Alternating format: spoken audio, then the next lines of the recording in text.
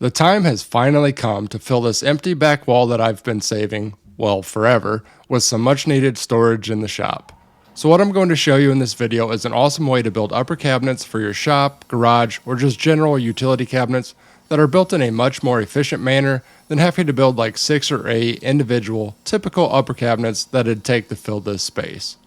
This will use less material, therefore be cheaper, faster, and easier. All the good stuff. And I do have full build plans available for these, linked down below in the video description if you'd like to build your own.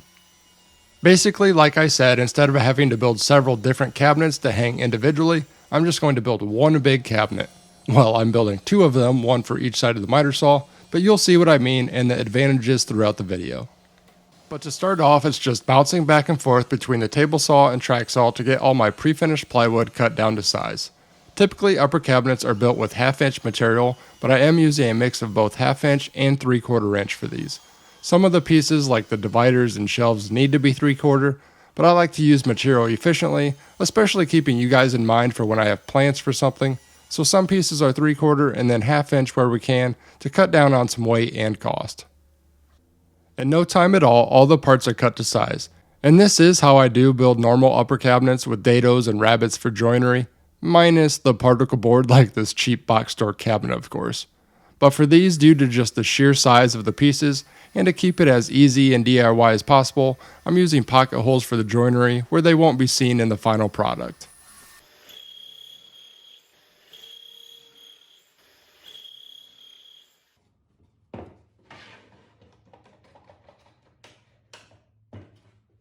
Since I'm using pre-finished plywood, I'm not bothering to add glue here, but of course if you build these with regular plywood, adding glue to the joints will add a lot of strength.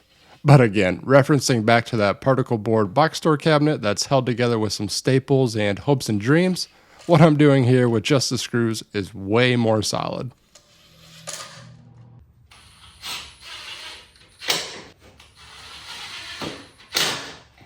To add the top and bottom pieces, you can see I'm using the center divider panels that go inside the cabinet to make sure everything's set right where it needs to be as I get it attached.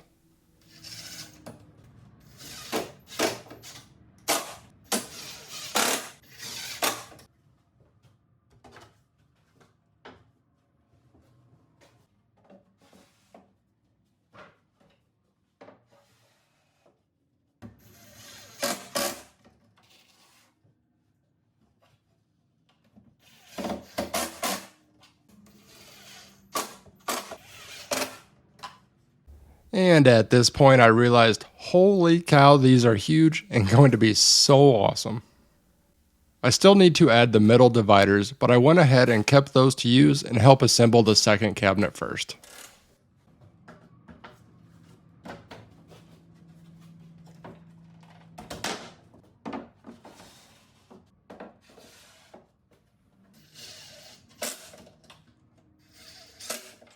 Now for the dividers, I just pre-drilled and used regular screws from the top, bottom, and back. Could use pocket holes here too, but I just personally don't like to see them, even inside the cabinet.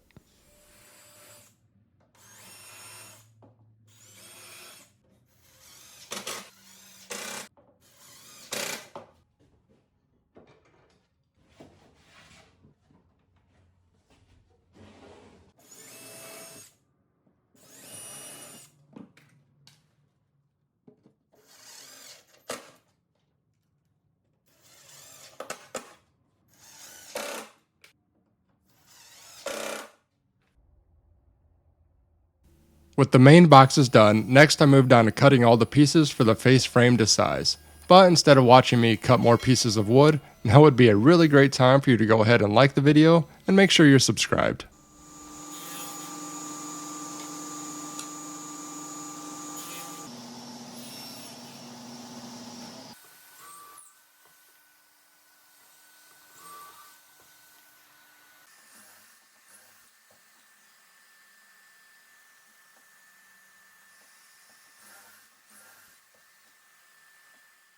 Again, using glue and pocket screws to join the pieces, and you can see I'm using a spacer to make sure all the openings are the same size, and I'm going in a way to where I'm never having to try and fit and squeeze a piece inside of 2 others.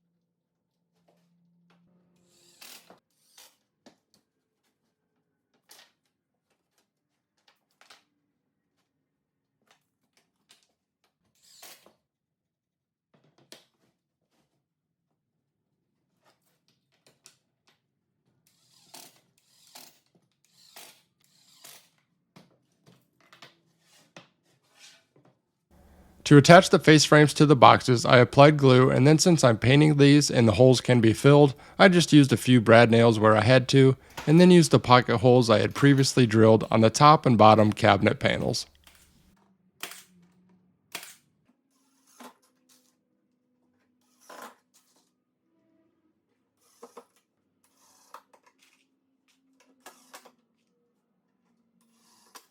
The last thing to do on the boxes was drill all the shelf pin holes. Figuring out how I want to organize these cabinets is the hard part here, so having adjustable height shelf pins is always a must-have.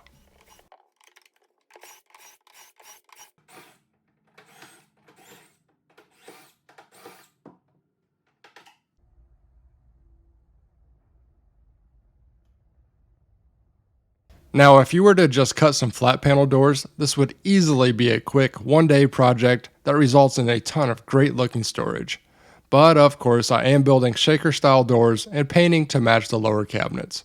But keep that in mind if you want to build these. Flat panels is always a quick option that'll still look good too.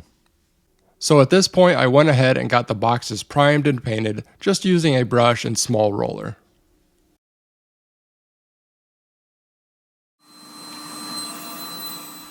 Moving on to getting all the doors built. I'm not going to go super in depth here because right before this video I just posted a really in-depth one all about cabinet doors and drawer fronts. I also show how to make the doors on a table saw too if you don't have a router table. So be sure to check that video out for all the tips and tricks when it comes to making doors. But here I'm using the shaker profile bit set from Freud, first running all the pieces through creating the groove, and then swapping bits to make the tongues on both ends of all the rail pieces.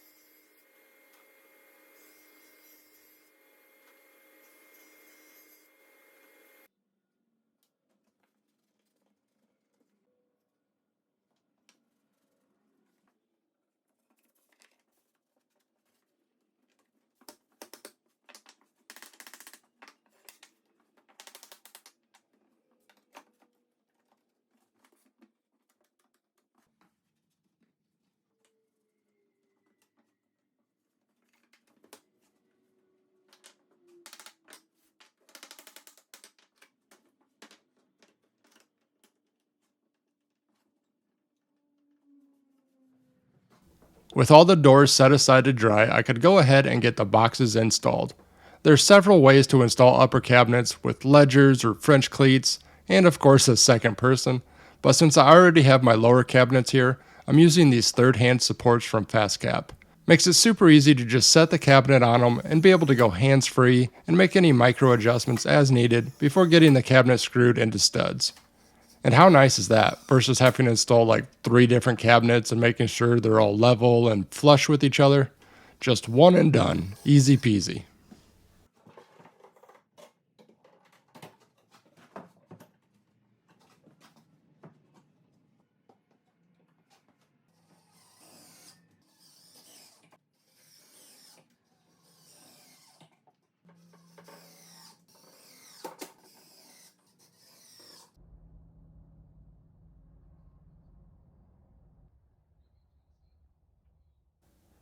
Now back to the doors, getting the hinge holes drilled with this Craig jig, as well as the holes for the door pulls drilled before paint.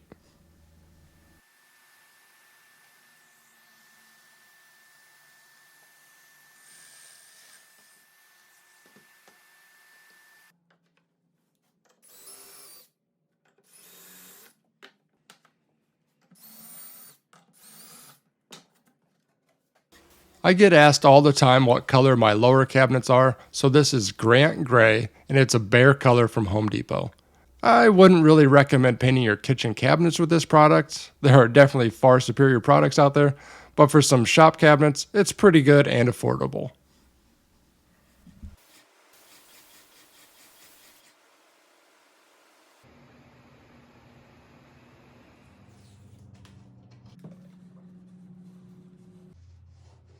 Rather than sitting around watching paint dry, I figured I'd go ahead and apply some edge banding to the shelves to protect those edges, and then get them installed so I could start putting stuff in the cabinets.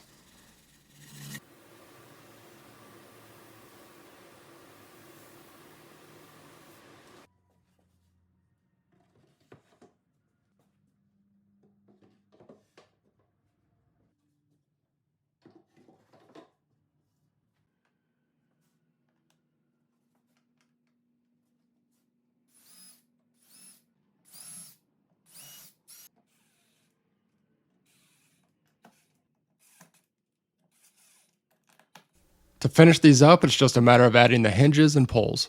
I have this simple little jig that I can clamp to the bottom of the face frame and then rest the door on it to pre-drill and get the hinge screwed on. It makes it super easy. All the hinges still need some adjustment, but at least all the heights are easily set the same.